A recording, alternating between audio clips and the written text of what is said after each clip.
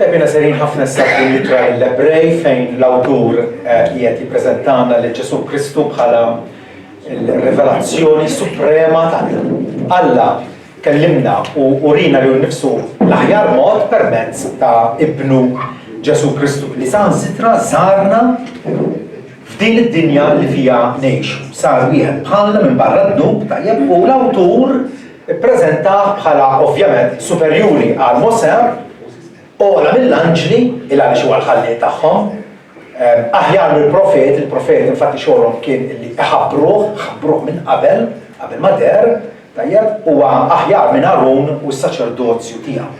Difatti Kristu illum jikkostitwixxi lill-fidili il dawk kollha li jagħmlu fih bħala saċerdozju Irjani, u allura għandna permezz tiegħu dħul dirett għand il-Missier.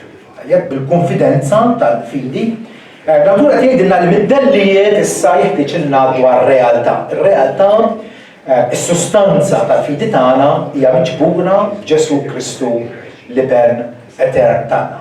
Fil-passat, il-Ġudajiżmu kien aktar viżiv, tajjeb kellhom it-tempju, kellhom il-festi, kellhom l-offerti, kellhom is-saċerdozju, wieħed seta' jara tajjeb veritajiet spiritwali bajnejh stess.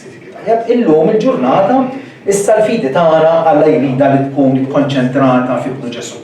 Anke meta Ġesu kien trasfigurat fil-muntanja tiftakru illi dejru Mosè u Elja jitkellmu miegħu dwar mewtu stess, tajjeb imma mbagħad is-sħaba għattietom u tixjib li maraw il-ħadd li fil-Ġesu waħdu. Wara li Alla missier kien qallhom dan u ibni l-Għażiż isimgħu lilu. U allura il-fidi tagħna hija għandha tkun iffukata fuq ibnu Ġesu Kristu. U appuntu għalhekk nissejħu Kristjani għax għandna segwaċi ta' Ġesu u poġġejna l-konfidenza kollha tagħna għal żmien u l-eternità fih. Aktar quddiem l-awtur se jgħidilna li għandna nħarsu lejn Ġesu li huwa l-bidu u t-tmiem tal-fidi tagħna. X'nemmnu? Nemmnu li Ġesu huwa kollox għalina. U allura l-awtur issa f'kapitlu 10 ħeġġiġna biex aħna ikollna fidi assigurata, fidi li tħoll il-ġewwa mill-veru. Permezz ta' Ġesu, il-medjatur tagħna dak li jaqadna mal-Alla l-Missier, dak li bih aħna għandna ir-rikonċiljazzjoni l-biberija ma' Alla, tajjeb, issa rridu din il-fidi neżerċitawha. Minna skont il-grazzja tal-Alla, tajjeb, aħna rajna illi f'Ġesu Kristu għandna Salvatur illi jotta għalina, Salvatur perfett, Salvatur adekwat. Imma allura issa minn ġurnata l-oħra kif ħanejxu skont din il-fidi? Tajjeb, aħna nemmnu illi fuq il-Kalvarju seħ sakrifiċċju illi biħanna il-maħfra kompluta ta' dubietna. Imma issa xin niġu għal gwajiet u għal problemi u l-ostakli li ltaqgħu magħhom minn ġurnata l-oħra. Bħalma kienu għaddejn minnhom dawn il-Kristjani Ebrej tal-Antik, tajjeb li kienu persegwitati, li kienu imwarba fis-soċjetà. Kif għandna ngħixu? U allura, kapitlu 11, l-awtur se joħsieb biex jagħtina ħafna eżempji ta' nies mill-Antik biex jurina kif għandna nirreaġixxu minn ġimgħa għall-oħra tajjeb la darba aħna ngħidu li aħna ninsabu fil-familja tagħna. L-awtur infatti jiddeskrivilna il-fidi u jgħidilna li l-fidi issa vers wieħed il-fidi hija l-assigurazzjoni tal-ħwejjeġ it-tamati. Qegħdin nittamaw għall-ġenna. It-tama tagħna hija li niddaħlu f'dak il-wirt etern, id-dar tal-Missier li Ġesu kellimna dwar. Il-fidi hija l-assigurazzjoni, hija r-realtà, hija sustanza, hija l-essenza tal-ħwejjeġ it-tamati. Jiġifieri, għalkemm il-ġenna għadna ma narawhiex u għadna ma wasalniex fiha, ninsabu assigurati minnha. Il-fidi hija fiduċja, trust, illi la darba Ġesu kellimna dwarha allura u aħna nemmnu li Ġesu huwa il-verità nnifsu kif qal stess, tajjeb, m'għandniex għalfejn niddubitaw. Il-fidi hija l-prova anzi tal-affarijiet li ma narawx. Tajjeb, ma narawx il-ġenna u l-infern. Illa ma narawx huwa viżibbli, huwa spiritu. Tajjeb però nafu li huwa reali, tant reali li sar missierna wkoll permezz ta' Ġesu Kristu. Fidi għal prova jew il-verifikazzjoni, iċ-ċertezza, il-konvinzjoni ġewwiena tajjeb ta' affarijiet li ma narawx. Tajjeb, u din xi ħaġa ta' barra minn hawn ma narawx ħafna affarijiet u xorta waħda ngawdu minnhom, mill-arja ma narawiex u xorta waħda ngħixu bl-arja mingħajr ħaġa mutu kważi immedjatament ġifieri. Il-molecules u l-atomi ma narawhomx, però nafu jeżistu. Fuq xhieda ta' nies esperti li studjaw dan l-affarijiet ġifieri. Allura il-fidi hija il-konvinzjoni, il-prova tal-ħwejjeġ li ma narawx. Il-fidi allura mhix sempliċement ottimizmu għami, mhux qed ngħid nispera li jekk ikun le. Mhix kwistjoni ta' qabża fit-tlam kif penġielna il-filosofu Danis Kierkegaard li kien ħobb jgħid il-fidi qabża fit-tlam għaliex ma nafux issa hekk nittama le. Il-fidi hija aktarx afdar fuq evidenza divina. Għandna evidenza, Alla stess tagħna evidenza, u allura aħna qegħdin nirrispondu għal dik l-evidenza. Il-fidi mhix għatt ta' ignoranza, imma hija reazzjoni għall-evidenza li tagħna għandna nnifsu. Infatti, il-Bibja tgħid Rumani 10-17 li l-fidi tiġi mis-smieħ, u s-smieħ bil-kelma ta' Alla.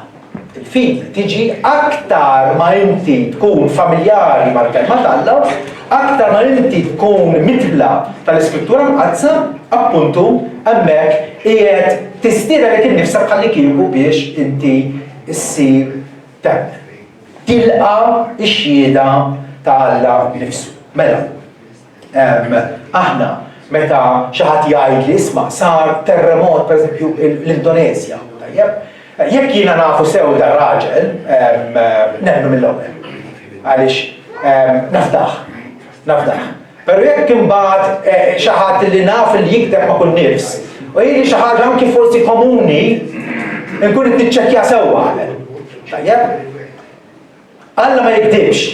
U allura meta ħallilna l-verità tiegħu miktuba, u miktuba apposta biex ħadd ma jibtilha. U ħadd ma jgħid din jew l-oħra, imma qiegħda għad-dispożizzjoni ta' kulħadd. Għalfejn ma nixtieq. Tajjeb? Il-fidi tagħmilna ċerti minn ħwejjeġ li għalkemm ma narawhomx nafu li huma reali. F'waħda mill-persekuzzjonijiet imperjali fl-antik inġib wieħed Kristjan quddiem il-gvernatur. Tal-gvernatur beda jeddu, beda jintimidah u beda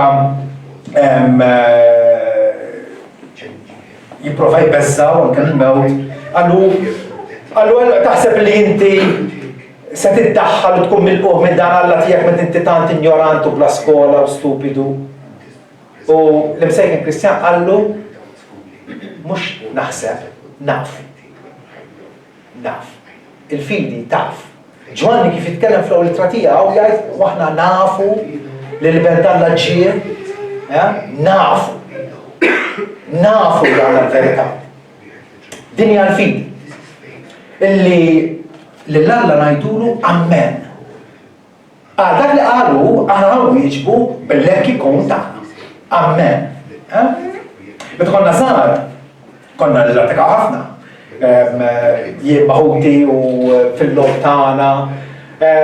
U konna ħobbu ngħidu meta l-ħaġa toġobni, pereżempju ħija jgħidli jekk intin il-bubun tiegħek intik l-ġakkijiet, jiena toġobni l-ħaġa. U jiena kont ngħidlu naħtfek fil-kelma. Kontu tajdu għadin ma nafx. Naħtfek fil-kelma, dik għalfiti. Alla tkellem u jien naħtf fil-kelma. Nilqa dik il-kelma u nagħmilha tiegħi. U allura naġixxi fuq dik il-kelma. Meta naħfek fil-kelma, jiġifieri issa ma jfittilekx iddawwar il-wera tiegħek. Jew tinsa dak li wera. Alla ċertament ħajżomm il-patt tiegħu, iżomm il-wera tiegħu, Meta jiena naħtfik fil-kelma, u allura qiegħed dik il-kelma nilqaħħa u nżommok responsabbli illi inti twettaq dak illi wed. Il-bnedmin kollha għandhom fidi, isimgħu nisewwa. Il-bnedmin kollha għandhom fidi. Fidi naturali. Fidi li mingħajr ma tgħix. Jekk jiena mura tizzija, tajjeb wara mixxa twila ngħidilha tizzija għandek tazzilma. Tajjeb, u tnawli tazzilma biex nixrob. Ma nafx nittestja fiex il-valer li dik tazzilma, ġver. Nabad nixrob għaliex li-tzija nafda. Li-tzija nafda x'naf minni. Tajjeb, u jekk jiena ħammur għand l-ispiżjar u jagħtini il-mediċina nafdaħ, naqbad nieħu l-billa għal għandi bżonn noħodha minn moqgħod inħabber rasi, għaliex nafdaħ. Tajjeb, it-tabib l-istess il-kirurgu li għamil l-operazzjoni, tajjeb jiena mteddejtlu fuq da ħallejt din il-logħba, kont nafdaħ. Fidi naturali mingħajr ma tgħix. Mingħajr ma tgħix. Jekk inti ma tixtieq il-laħam, tajjeb taqbad issajru tieklu għax temmen illi dak il-laħam se jagħmilek ġid. Però l-fidi fi Kristu hija fidi sopranaturali. Hija għotja mingħand Alla. Intom salvati bil-grazzja permezz tal-fidi u dan mhux minnkom infuskom. Kemm il-darba aħna nafu għablammet u nirrepetuha din. Nafux aħna ngħidu, nafux għal Pawlu hemmhekk il-pakkett kollu tas-salvazzjoni, il-fatt li ndimna, il-fatt li għamilna fi Kristu, torna leh, ikkonvertejna. Tajb issa rridu naqdu, dan mhux minnkom infuskom qed jgħid l-Apostol. Dan huwa għotja tal-Alla. Hija għotja tal-Alla. Il-fidi hija għotja sopranaturali li Alla jagħtina sabiex ndawru l-ħansa ta' ruħna lejn Ġesu Kristu u nkunu marbutin miegħu. Allura l-fidi biblika vera hija din, isimgħuha tajjeb. Jafdar konfidenti illi jirriżulta f'ubbidjenza għal kelma tagħna minkejja ċirkostanzi jew il-konsekwenzi. Għana ġenratija. Fidi biblika vera hija afdar konfidenti illi jirriżulta f'ubbidjenza għal kelma tagħna minkejja ċirkostanzi u minkejja il-konsekwenzi. Bil-fidi biblika vera aħna nistriħu fi Kristu imqar meta l-ħaġa tidher redikola jew impossibbli. Tajjeb? Intikom il-każ ta' Abraham li kellu 90 sena, tajjeb Alla kien ilu jgħidlu minn kellu 75 sena il-ħantik tarbija minn martek li kienet diġà xieħa u kien ukoll xieħ. Martu kienet sterili qatt ma kien seta' jkollha tfal. Tajjeb, Abraham emmen falla, kien qed jemmen f'xi ħaġa li għal raġuni umana kienet radikola vera, radikola. Għaliex ma nafux li mara tant xieħa kien se jkollha tfal, jew raġel kellu madwar 100 sena jgħidlek meta twilidlu Iżak. Fir-Romani 4 vers 17, Pawlu jġibuna bħala eżempju għal-fidi. Palmu miktub mis-sir ta' ħafna ġnus għamiltek jien qed jgħidu Alla, quddiem dak li jemmen fih. Alla li jagħti l-ħajja lill-mejtin, diġà mela għandna inċentiv għall-fidja. Alla jagħti l-ħajja lill-mejtin. U jseħħel dak il-ħwejġ li mhumiex bħalli kieku huma. Li meta ma kienx hemm tama, Abraham emmen fit-tama. Biex isir il-missier ta' ħafna ġnus kont ma ntqal lilu hekk se jkun mislek. Darba alla ħarġu għallu ħares lejk weekend. Għallu hekk ħajkun mislek. Meta kien għadu bla wlied. U bil-ma kienx dajja fil-fidi, ma ħasibx li ġismu kien diġà mejjed meta kellu 100 sena. U lanqas kien mejjed il-ġuf ta' Sara, ma qatax qalbu quddiem il-weda ta' Alla. Emmi, il-fatt li huwa Alla li wiegħed, tajjeb, il-fidi tagħna hija il-rispons loġiku għall-weda tiegħu. Ma qatax qalbu quddiem il-weda tagħna minħabba nuqqas ta' fidi. Iżda kien qawwi fil-fidi billi ta' glorja lil Alla. Qalbu qawwija, konfidenti ġifieri li dak li wiegħed kien ukoll kapaċi jagħmel. Kif infatti ġara. Walla bir-raġun il-Tertuljanu, l-apologista Kristjan tas-seklu 2-3 mill-Afrika ta' fuq, minn Kartaġi, kien jgħid credo quia absurdam. Nemmen dak li huwa assurd. Credo quia absurda. Għaliex aħna nafu illi raġel imbiċċer u msawwad u msallab u bil-kustat jew minn fuq bil-lanza u mkebbeb fil-lożor u poġġut fil-qabar qar illi wara 3 ijiem jerġa' joħroġ ħaj b'ħajja indistruttibbli, bħajja li ma teqaret qatt hija impossibbli. U frattant nemnuha. Għala nemnuha għax Alla tagħna dik il-fidi sopranaturali. Tidher assurda, però nafu li ġrat fuq evidenza illi tagħna Alla nnifsu. Il-fatt li Kristu rxoxta minn bell-imwiet hija dokumentata wisq. Għandna evidenza ta' nies li raw, nies li messew, nies li tkellmu miegħu wara l-rxoxta minn bell-imwiet tant Ġesu tom ukoll provi infallibbli li kien ta' bil-ħaq. U allura meta l-anġlu qal lil Marija qal Alla xejn mhu possibbli. Xejn possibbli. Għal dak jidher assurd jew inkredibbli, tajjeb la darba Alla qalulna. La darba qalulna ħansemmilkom oħra. Il-fatt li Alla għajjem l-umanità kollha mill-mewt. Tajjeb tidher assurda. Tidher assurda. Il-ġisem dan ikun sar trab imferrex lawlin, kif se jġeqgħu l-mewt? Credo kwija absurda. Nemmen falla omnipotenti illi kapaċi għamla dik il-ħaġa. U allura rridu nifhmu wkoll illi aħna li nagħmlu hekk m'aħniex l-ewwel nies, m'aħniex l-ewwel ġenerazzjoni. Qabilna kien hemm nies mxew nies f'din id-dinja tagħna illi ta' bilħaq talmu jiddependu fuq Alla. U jaħtfu fil-kelma. Jaħtfu fil-kelma. Tant il-kelma tiegħu saret għalihom l-ankra tagħhom, is-sigurtà tagħhom. Vers ngħidilna għax b'dil-fidi kienu rikmandati l-antiki.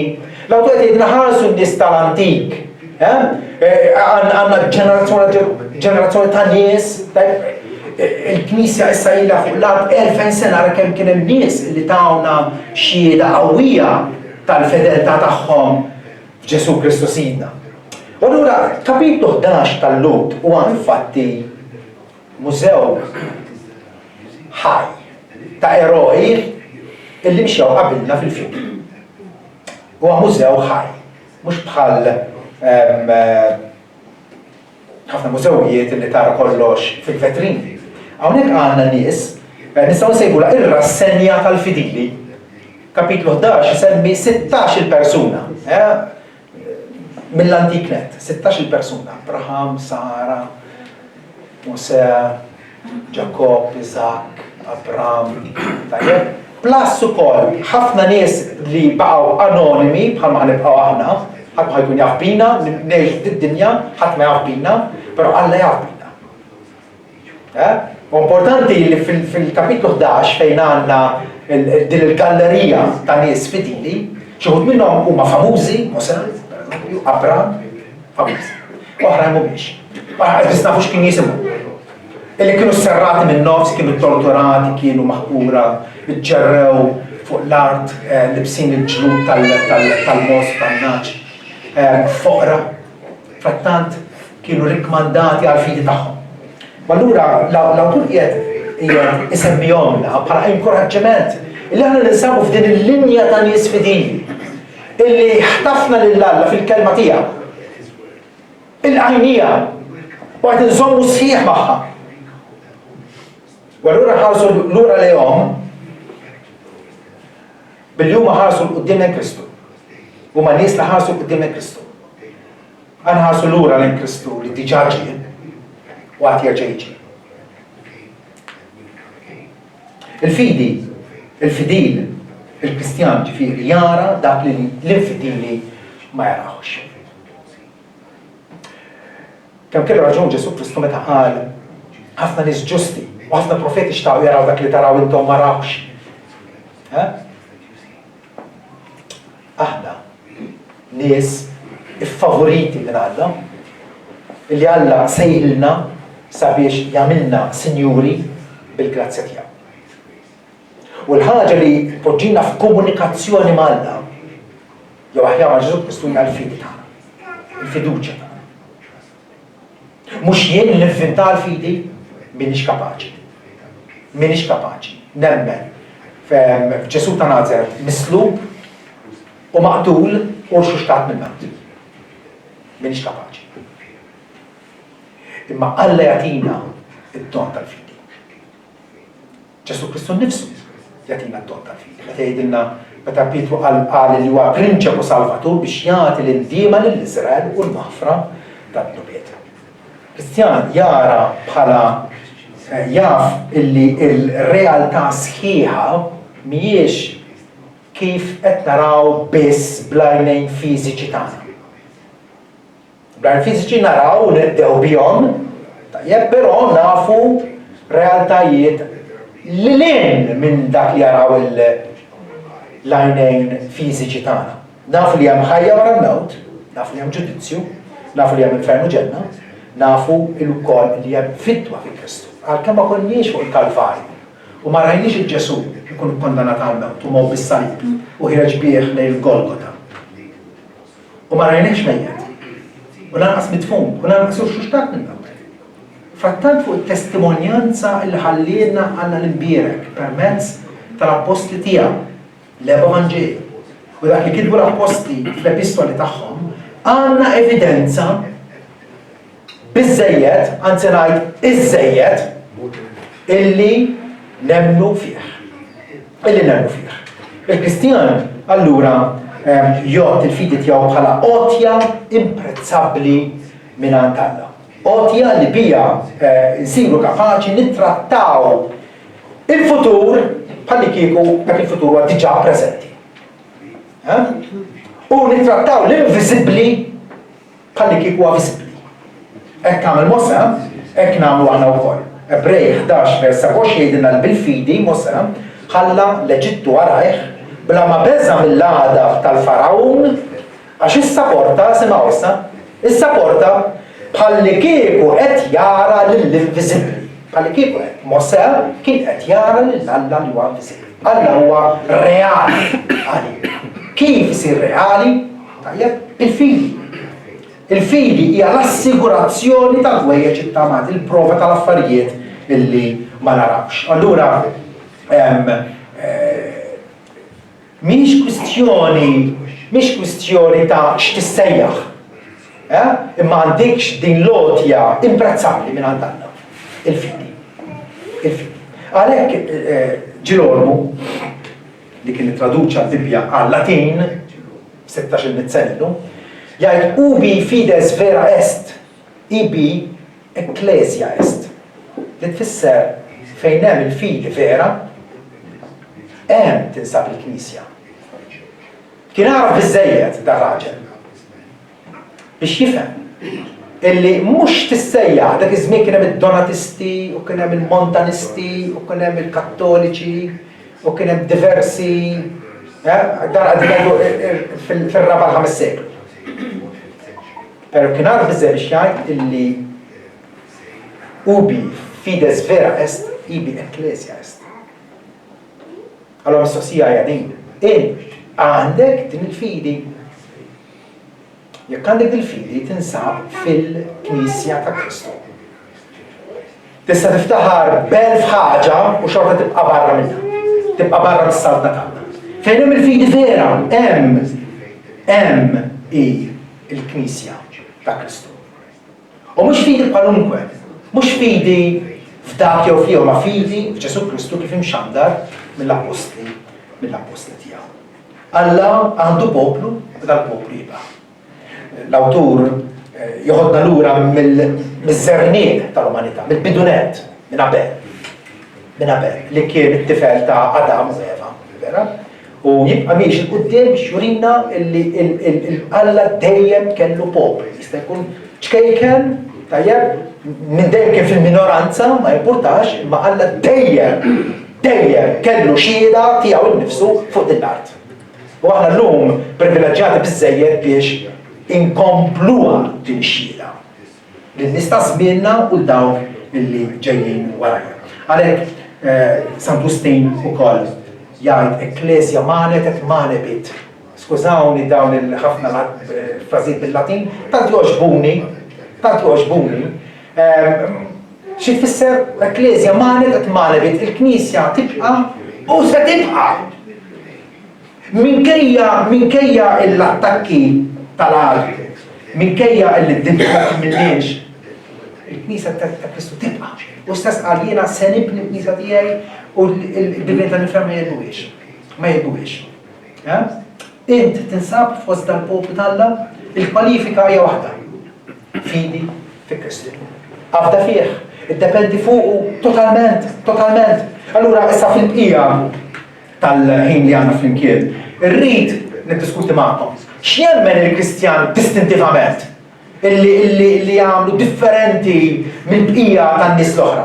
X'jemmen il-Kristjan distintivament bħala twemmin bażiku u fundamentali? Ma nitkellmu fuq irqad. Imma fuq affarijiet essenzjali li kull Kristjan jemmen fihom. Altrimenti m'intix Kristjan. L-awtur isemmilna 3 eroj mill-Antik. Abel, Henok, Noe. U joħroġ din lezzjoni tant importanti għalina l-kol. Però qabel ma jagħmel hekk jgħid l-ewwel nett jridu nemmnu li l-univers huwa emil Alla etern. Vers 3. Bil-fidi nifhmu li d-dinjiet kienu preparati bil-kelma tagħna. Tant il-ħwejjeġ li naraw il-ħaġa li naraw ma saritx minn ħaġa fiżikali. U ċoj qed jgħid li Alla etern, Alla li ma kellux bidu, tajjeb, beda biex ħala ismew l-art kif infatti tiddikjara l-Bibja fl-ewwel vers tagħha Ġenesi 1:1 fil-bidu Alla ħala ismewiet u l-art. Kull Kristjan jemmina din. Ma tistax tkun Kristjan Bibliku u temmen fl-evoluzzjoni bħalli kieku Alla m'għandix bżonn. Le, Alla huwa l-oriġinatur, Alla huwa il-kawża, Alla huwa l-bidu ta' kull ma hu. Tal-qamar, tal-xemx, tal-kwiekeb, tal-galassji, tad-dinja tagħna, ta' kull għamla ta' ħajja. Il-ħwejjeġ li naraw ma sarux minn ħaġa viżibbli. Jridu nemmnu li Alla ħalaq kollox ex nihilo, mhix xejn, bis-seta bl-awtorità tal-kelma tiegħu. Ħajkun id-dawl u kien id-dawl. Dak it-tip ta' ħolqien. Alla etern din it-testimonjanza tiegħu nnifsu li tikkontradixxi il-filosofija popolari tal-lum ta' evoluzzjoni. Issa, ovvjament jekk inti forsi kont student u tallimt il-bioloġija u kull ma smajt fil-klassi kienet evoluzzjoni. U għad ma starriċ tajt l-iskrittura dwar Alla l-ħalliq ta' kollox, ovvjament se tkun biased. Se tkun preġudikat. Se tkun tajt il-Bibja tagħlem il-merijiet. Ma għati ċans il-Alla jitkellem dwar nnifsu fil-kelma tiegħu. Qabel taħt żarda. Kull Kristjan matul iż-żminijiet għandna kredu mill-antik net illi għad jiena nemmen falla wieħed il-missieris ta' kollox li ħala s-sema u l-ard ta' kulli li għarru ta' kmejtiex. Tanti importanti li l-Knisja daħlita fil-kredu tagħha. Dan il-nemmen jiena. Nemmen li Alla huwa l-oriġinatur ta' kollox. U bl-evidenza kull fejn tħares tara emil idejh. Għalkemm ix-xemx ma titkellimx u l-qamar m'għandux diskors jagħtu xhieda li xi ħadd tagħmilhom. U xi ħadd qed iżommhom fil-korsa tagħha, fil-karsa tagħhom. Roman 1:19 jgħidilna illi dak li jista' jkun magħruf dwar Alla jidher fihom għax Alla urjulhom, għax il-ħwejjeġ ma jidhrux tiegħu. ċo is-seta eterna tiegħu id-divinità billi kienu sa mill-bidu tal-ħolqien tad-dinja magħrufa mill-ħwejjeġ li saru. Jidhru ċari. Għalhekk il-bnedmin m'għandhom skuża. Għax meta għarfu l-Alla ma glorifikawx bħala Alla u lanqas raddewlu ħajr. Iżda saru firħa f'ħsibijietom u qalbhom bla den id-dalmet. Fil-waqt li rriduha ta' orrif saru boloħ. Dak iż-żmien ma kienx hemm evoluzzjoni si kif nafuha mill-lum. Pawlu kien diġà ġudikom tan-nies. Ma għalihom intom boloħ stupidi ma temnux illi Il-ħolqien għandu ħallieq. Kull Kristjan jemmen u nemnuha fuq evidenza ċarissima. Illi ma nistgħux naħarbuha, ma nistax taħrab mill-ħolqien tagħna. Int parti minnu. Dak huwa l-ewwel artiklu bażiku illi jemmen kull Kristjan. Imma nemnu f'Alla l-ħallieq. U Alla l-ħallieq fl-omnipotenza u fl-erf u fit-tieba tiegħu li tagħna ħajja fiżika. Poġġina fuq art illi tatina l-ikel tagħha u x-xita u l-istaġuni u dal-affarijiet kollha, dan Alla ħaqqu l-qima tagħna. Ħaqqu l-qima tagħna ma nistgħux jidrilna nistgħu ngħaddu mingħajru. U allura l-awtur hawnhekk se joffri t-testimonjanza ta' Abel. Bil-fidi Abel offra l-Alla sakrifiċċju aħjar minn ta' Kajjin li permezz tagħha kien mixut u ġust billi Alla xeta dwar l-okji tiegħu u permezz tagħha ġifi permezz tal-fidi avolja miet għadu jitkellem. Abel huwa il-kampjun illi jurina li Alla għandu jkun meqjum kif jiddettalna hu. Kif jgħidilna Alla nnifsu. Mux kif jidrilna aħna u dak il-isbal gravi taħuħ. Kajjin. Kajjin fettillu illi japproċa lilla Alla jaffiċinaħ b'mod illi Alla ma kienx għalilhom li jistgħu jagħmlu hekk. Offra mill-luċuħ tar-raba tiegħu u Alla warraba l-offerta tiegħu. Imma laqa ta' Abel. Abel offra sakrifiċċju aħjar minn ta' Kajjin. Għawek l-awtur qed jgħidilna li Alla għandu jkun meqjum skont kif jgħidilna u l-Bibja tgħidilna kif għandna nqimuh. Għandna nqimuh fl-ispirtu fil-verità, għandna nqimuh mhux kif jiddettalna moħħna, kif naħsbu aħna, kif nirraġunaw bejnietna, jew forsi nagħmlu kumitat biex niddeċidu, le Alla jgħidilna kif nqimuh. U allura ara ma taħsbux li waħin moħli jew attività kulturali ħajdu hekk illi nistgħu illi nqimu lill-Alla. Il-fatt li ninsabu hawnhekk, ninsabu ingaġġati, ninsabu involuti f'attività mill-aktar importanti ngħid jiena l-aktar kruċjali. Għax hawnhekk aħna maħluqin. Sabiex nagħtu qima lill-Alla, sabiex nirrikonoxxuh fil-ħajja tagħna, sabiex ninkoraġġixxu xulxin anke biex inkomplu inservuh bis-sinċerità qalb, bil-ferħ, bil-gratitudni. Għalhekk aħna maħluqin. Għal dan aħna maħluqin. Kif tallimna ngħidu meta konna ċkejknin għalfejn ħalqek Alla ħalaqni biex narfu, nħobbu u naqdih. U biex wara dil-ħajja mu ngawdi ħaddejja fil-ġenna. Abel jurina illi jekk aħna nemmnu f'Alla għandna nissottomettu ruħna għal mod kif jgħidilna hu li għandna nqumu. Per eżempju, mhux billi nużaw statwi, jew fari, jew idoli, jew ġbjat minn uxa Alla ma jridhomx. Jiddiżonorawh, jinsultawh. Tant huwa punt importanti li minn 10 mandamenti li għatana, it-tieni wieħed huwa proprjament denunzja kontra l-idolatrija. La tagħmel ebda xbija minn uxa għalik taħweġ fis-sema fl-arti u taħt l-art ta' tmix u t-tiema ma naqimhomx. Alla jrid naqimhom fl-ispirtu u fil-verità.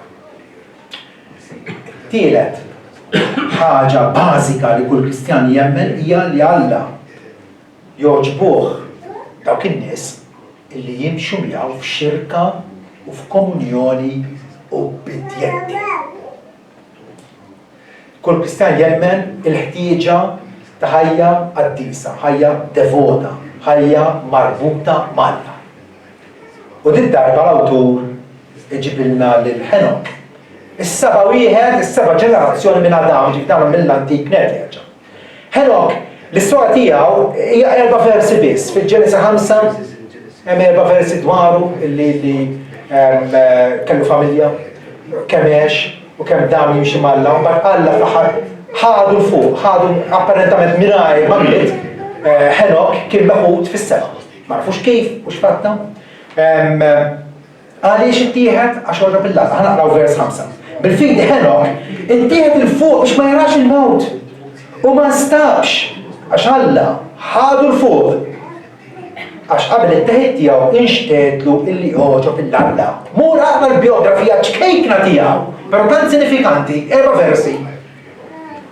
U minn paragrafu ċkejken dwar Henok, l-awtur jirrepeti darbtejn illi kien jimxi magħna. Darbtejn. Meta ħaġa tirrepetija f'qosor ta' paragrafu ċkejken, dik il-ħaġa importanti. Henok kien jimxi magħna. U għalek Alla oġ jara il-Henok miexi miegħu allura ħadu għal miegħu. Kull Kristjan jemmen li ma nistgħux naffordja nkunu laxki, nkunu diżubbidjenti jew bla disċiplina fil-ħajja. Rridu nimxu mixja kif qal Ġesu ibqgħu fija u jiena fikom. Jibqa' fija u jiena fih dan u dak li jagħmel ħafna frott li jkun ta' ġieħ u ta' glorja għal Alla. Ir-raba' artiklu ta' fidi illi kull Kristjan jemmen hija li Alla huwa vendikatur kontra kull ħasen. Alla jikkastiga lill-midibbi illi jibqgħu sa tmiem mingħajr intiema. U jipprova insibuha f'Noe. Bil-fidi Noe, għafżat minn Alla dwar biex li kienu għadu ma jidrux, u ċoħe li Alla wissieħ minn qabel. Għaddu 120 sena oħra, u se nibgħat dulluvju fuq l-art li jarra l-art kollha. Ħarsel il-globu fil-ġurnata 3/4 minnu għadu marra bl-ilma. 3/4 bid-dinja tagħna hija miksija bl-ilma. Plas hija ilma forma ta' silġ fil-tramuntana u n-nofsinhar tiegħu. U tant Alla eret l-umanità ħażina ta' dinar. L-evidenza ta' dak il-ġudizzju għadu jidher kull fejn tirfes. Kull fejn tirfes hemm blat li fih il-fossili. Ta' annimali, ta' ħlejja, ta' dinożawri fil-montana qed insibu anke ċimiteri sħaħ ta' dinożawri li erdu f'daqqa. Alla ħallilna stampa viżibbli illi tidher quddiem għajnejk stess jekk tħares l-lar kull fejn miexi. Illi huwa vendikatur tal-ħażen. Dun jissapporti huwa paċenzjuż, però finalment jiġġudika. U dan il-Kristjan ukoll jemmina. Bħalma jemmen Noe li kien imqanqal minn biża' qaddis u jkostruixxa jew bena arka għas-salvazzjoni tal-familja tiegħu. Ara bil-fidi jaħta fil-Alla fil-kelma tiegħu. Noe kien mussi, Noe ħa azzjoni. U allura b'dik l-azzjoni tiegħu jkundanna d-dinja u sar werriet tal-ħwejjeġ, werriet tal-ġustizzja illi tiġi bil-fidi. Il-fatt li Noe ħa azzjoni ifisser li l-kelma tal-ħada bl-ikbar serjetà. Bl-ikbar serjetà tant li l-korsa ta' ħajtu imbidlet. Min Alla kelmu Noe qabad jibni l-arka. U fil-frattemp kien qiegħed iwissi lin-nies ta' żmienu, jippritkalhom il-ġudizzju u n-nies baqgħu kif nafu aħna ma rispondewx. Tant li kienu biss 8 min-nies fl-arka. U martu 3 uliedu bin-nisa magħhom. Il-ġudizzju huwa realtà li kull Kristjan jemmen fiha. Qabel Henok, Noe, il-koll irrispondew għar-rivelazzjoni tagħna. Qabel kien jaf li hemm mod kif inqimu lil Alla mexxa f'dak il-mod.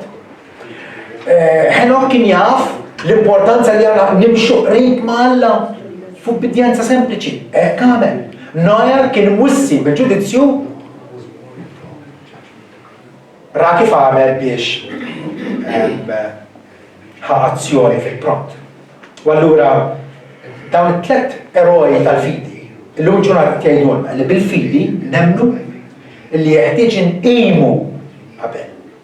Inqimu lill-Alla Etern, il-ħallieq tas-sema u l-art, u nfittxu li noġbuh Henok għas-salvazzjoni tagħna, altrimenti nkunu meqruda.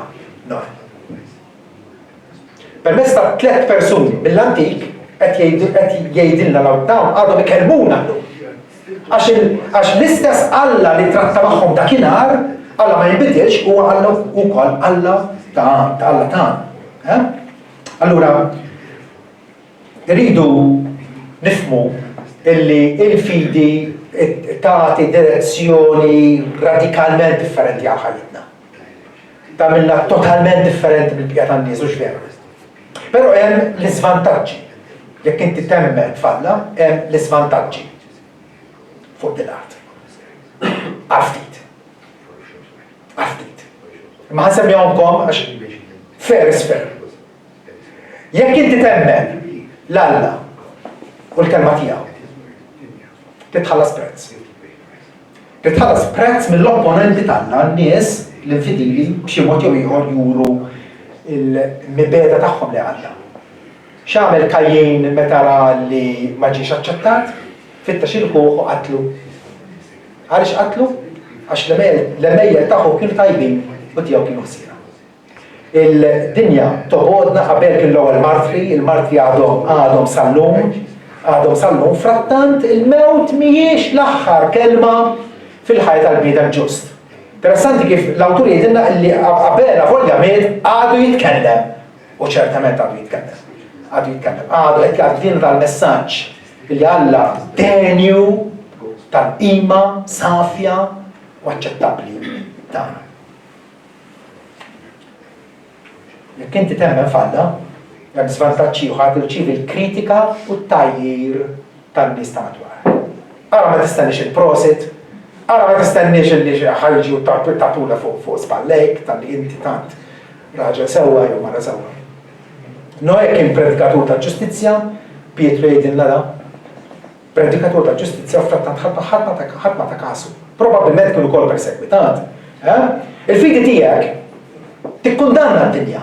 Imma d-dinja tikkundanna lilek. Dan l-antagonizmu ma nistgħux nevitawh. L-għal ħaġa se tagħmel il-Knisja ta' Kristu hija tipprova tinħaff mad-dinja. Nippruvaw nillapazzaw biex nippreżentaw image sabiħ lid-dinja. Le. Il-messaġġ tagħna l-Vanġeli jikkundanna lid-dinja. Ġesu jgħid minn ma jemminx kliem mhux jien kundanna il-kelma li jettilkom tiġġudikawhom fl-aħħar jum. U allura m'għandniex ċans li jkollna siġġu fuq xarabank biex ngħidlok li rridu mingħajr ma l-luċuħ ifuru bil-għada u tispjaċir kontrina. Għadan l-istess każ ta' Alċibjade fil-Greċja Antika. Alċibjade kiex fi żmien Sokrate. Sokrate kien filosofu, kien raġel tal-affarijiet tiegħu, kien jgħallem kif jifhimgħu kien pagan ta' ġifieri, però għal ħdejn in-nies ta' żmienu kien ħajdu hekk il-fjur tas-soċjetà tiegħu. Alċibjade kull meta kien jiltaqa' miegħu, Alċibjade kien żagħżugħ imqareb, immorali, pastas u minn kollox. Kull meta kien jiltaqa' ma' Sokrate kien f'wiċċu jinnobodok. Nobax meta nħares lej kull darba li inti tiġi qudiemi, turini x'jien. U vera. Meta tlaqqa d-dlam mad-dawl, il-kontrast se joħroġ iżjed. Ġesu l-puntu stess għalilhom, marru intom għal-festa. Min xtiela għal-issa festa jiena. Id-dinja ma tistax tobodkom. Ma li tobodni. Għax nixxed kontra tagħha li l-mejl tagħha kienu siena. Matul il-Ministeru tiegħu kollu Ġesu kien persegwitat u majjar u kalpestat. U finalment spiċċa mislub. Id-dinja tikkundanna l-ġusti. Id-dinja tikkundanna l-ġusti. Żvantaġġ ieħor meta tkun temmen hija li inti tinqata' mill-massa popolari tas-soċjetà. Qabel kellek il-bieb u dal-bieb kienu lesti li jomu fil-ħama u fil-immoralità issa tinqata'. Issibru hekk barra. Ġesu qal berkin intom meta nissi persegwitawkom minħabba ismi u minħabba s-sewwa. Ifirru d-denja. Għax klaskom u kif isma. Però bħalissa huwa żvantaġġ vera. Bħalissa huwa żvantaġġ. Illi relattivament ikollna ngħixu pjuttost maqtuwa bis-soċjetà. Però l-vantaġġi bil-qabda jelbu l-isvantaġġi. Il-vantaġġi għal dawk li għandhom il-fidi. Bil-fidi aħna bija navviċinaw l-Alla, Alla li huwa ta' bil-ħaq eżistenti. Mhux sempliċement li smajna xi ħaġa, imma Alla huwa reali għalina. Alla huwa reali. Mhux finta, mhux mit, mhux xi ħaġa smajna bit-tradizzjoni din. Alla tant huwa reali li Ġesu għal sejħulu missierkom ta' smewiet, missierkom. Għax jafna, jaf id-dħul u l-ġtana, jaf ħsibietna mill-bot. Alla provvidenti li kapaċi jħossibna. Kull min jersaq leh jgħidilna hawnhekk, kull min jersaq lejn Alla jeħtieġ jemmen li jeżisti, minn hawn tibda il-fidi Kristjana. Trid temmen Alla Trinità, il-Missier li ber Spiritu Santu, Alla kif rivelat fl-Iskrittura ta' bil-ħaq jeżisti. Ta' bil-ħaq jeżisti. Tibda taqra l-Iskrittura, tibda taqra il-profezzi mill-Testament l-Antik. Xira, mijiet ta' profezziji. Il-kol saħħaw Ġesu Kristu fil-twelid il-ħajja, il-mewt u l-xox tiegħu. Metajt, kif inkitbu mijiet ta' snin kultant anke aktar minn 1000 sena qabel u saħħaw bil-preċiżjoni fil-Kristu. Alla jtik l-evidenza illi huwa l-ħaj, illi huwa Alla omniscienti, illi jaf kollox minn qabel. Permezz tal-profeta għallek x'kellu isaħ fil-Kristu Ġesu ibnu. Dan huwa l-pass. Illi meta nemmnu li Alla huwa eżistenti, kapaċi navviċinaw. Kapaċi wkoll niddaħlu f'relazzjoni aċċettabbli miegħu. Mhux sempliċement illi issa nafu li reali, imma Alla jdaħħalna f'relazzjoni aċċettabbli miegħu. Mingħajr fidi impossibbli toġbu. Ħana qilbu għall-kontra. Mela bil-fidi noġbuh. Vera? Dek mingħajr fidi impossibbli li toġbu, bil-fidi noġbuh. Bil-fidi noġbuh. Meta aħna naħtfu lil Alla fil-kelma, qegħdin noġbuh. Qegħdin nagħtuh dak l-unur il-ju tiegħu. Maħniex qegħdin niddubitawh, meta tiddubita xi ħaġa li xi ħadd huwa diżunu vera, jieħu għalih dak likum. Jgħidlek xi ħaġa u tgħidlu biex nagħmlek dan. Jieħu għalih. Kemm aktar Alla. Jekk ix-xhieda tal-bnedmin inqama, ix-xhieda ta' Alla hija akbar minn tal-bnedmin. U x'inhi x-xhieda ta' Alla? Illi Alla tagħna l-ħajja u din il-ħajja hija f'ibnu Ġesu Kristu. Id-dira l-vantaġġ għal min jemmen hija li bil-fidi insiru sewwa Alla. Insiru sewwa Alla. Fejn qabel konna aljenati minnu, imbedi minnu, anke edewwa tiegħu kif jgħidilna Pawlu fil-Kolossin, edewwa f'ħsibijietna u bl-emil tagħna, issa Alla jirrikonċilja, insiru sewwa miegħu, nitlibsu bil-ġustizzja tiegħu, bil-perfezzjoni tiegħu. Inqas minn hekk ma nkunux aċċettabbli quddiem Alla. Hekk ġraru Noè jgħid li bija bil-fidi kundanna d-dinja u sar werriet tal-ġustizzja li tiġi bil-fidi. Noè kien imlibbes bil-ġustizzja tagħna. Fil-bidu tal-istorja tiegħu jgħidlek li d-dinja tħassret, Ġenesi 6, id-dinja kienet tħassret bil-vjolenza, bil-immoralità. Tħassret. Imbagħad jgħidlek imma Noè sab grazzja quddiem Alla. Alla rid isalvah Noè. Alla taħ li jemmen fih, li jaġixxi fuq keltu. Ir-raba vantaġġ huwa li bil-fidi aħna nirċievu barka u premju mingħand Alla skont il-bontà, skont it-tjieba magnifiċenti tiegħu. Jekk hemm il-darba din l-impriża noħduha b'ikbar serjetà. Hawnhekk l-awtur jgħidilna li Alla jsir premjatur għal dawk li jfittxuh sew. Importanti mhux dak li jfittxuh. Ħafna li jikklejmu għal ifittxu lil Alla. Bibeda ħadd mhu jfittex il-Alla. Ħadd. Imma Alla skont il-grazza tiegħu jagħtina illi nfittxuh. Iqanqal dak il-ġik xewqa f'qalbna, dak id-desiderju biex aħna nfittxuh il-Alla, u nfittxuh sew. Bħala s-summum bonum tagħna, bħala l-akbar ġid, l-akbar barka li sta jkollna. Alla jsir premjatur għal dawk li jfittxuh sew. Qegħdin ifittxuh l-Alla. Jew sempliċement din hija funzjoni tal-ħadd filgħodu il-bilġi tgħaddi ħalli nkomplu issa fil-ġirja tal-ġriedel li qed ninsabu maqbudin fiha. Qegħdin ifittxuh l-Alla. Kuljum fit-talb tagħna, fil-qari tal-iskrittura, fil-meditazzjoni tagħha, li nitwarbu mill-ġen, bil-bżulija tal-ħajja biex nfittxu lill-Alla. U Steen jgħid l-ikbar avventura hi meta tfittax il-Alla. Naqbel miegħu. U naqbel miegħu wkoll meta jkompli li l-oħla kisba umana, l-oħla acquist illi jien u int nistgħu nagħmlu huwa meta attwalment insibuh l-Alla. U kif insibuh? Alla jersaq lejna. Skont il-grazza tiegħu. Biex jibarikna. Biex jgħallimna nimxu bħalma mxew dawn ħutna fl-antik. Abel, Henok, Noe. U bħalu niddaħlu f'dik ir-rassenja, għavolja forsi nibqgħu anonimi, imma Alla jaf id-dawk ma tiegħu. Alla jaf id-dawk ma tiegħu. Jarafhom. U maħni. Jalla l-koll kemm aħna nkunu f'dik il-kumpanija fejn l-Alla mhux biss inkawdu minn din dinja imma anke wkoll fl-eternità. Amen.